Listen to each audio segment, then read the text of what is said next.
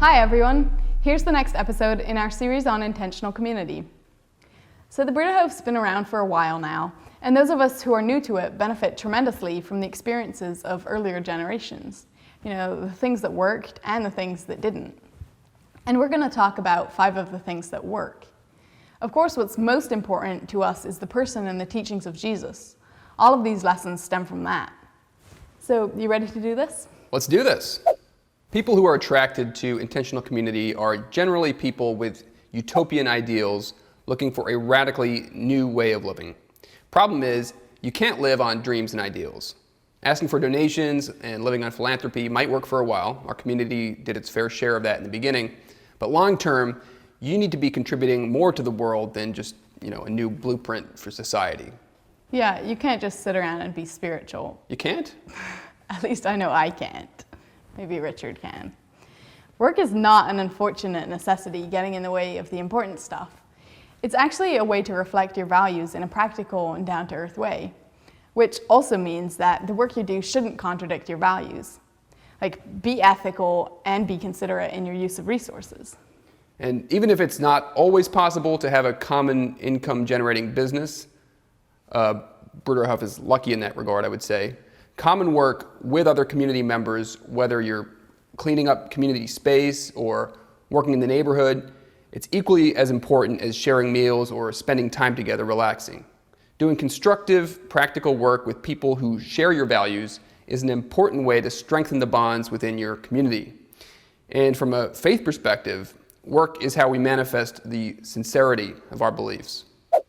Life together can be intense. So it's really important that as a community, you keep finding ways to have fun together. Otherwise, people will quickly burn out.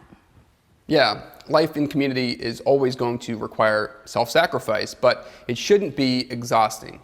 If it is, I think you're probably doing it wrong. Keeping a sense of humor about yourself and the people you live with is also key. Right. For us, it's stuff like people doing funny performances at a communal gathering, or organizing an intergenerational volleyball game, or getting a crowd of people together for a folk song sing-along in the evening around a campfire.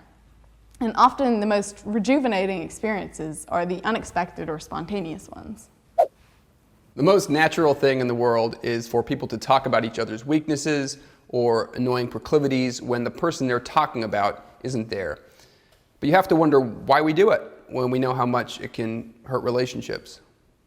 Well, I think there's actually a bunch of reasons why people gossip that aren't so hard to figure out. People do it because they want to feel superior, or because they're envious or angry or even bored. And all of these reasons are detrimental to community building. So a really basic rule for living communally is to commit to no gossip and to keeping relationships between community members simple and genuine. Nobody's perfect, and comments will be dropped from time to time. But if you at least have it as a baseline rule, it's something that you can then come back to. Yeah, I'm actually pretty sure you've said mean things about me when I'm not around. Maybe. But you do know that I will always tell you what I think. You will have conflict in community. Sometimes it will be about little things like what to do about someone's cat who keeps crapping in the kid's sandbox. Sometimes it will be about big things like how the resources of the community are used. Whatever the conflict, there needs to be a clear way in which to resolve it, because while you can go on for a while with unresolved conflicts, eventually the weight of them will make the ship of community unsteady and you risk jeopardizing everything. Nice metaphor. Thank you.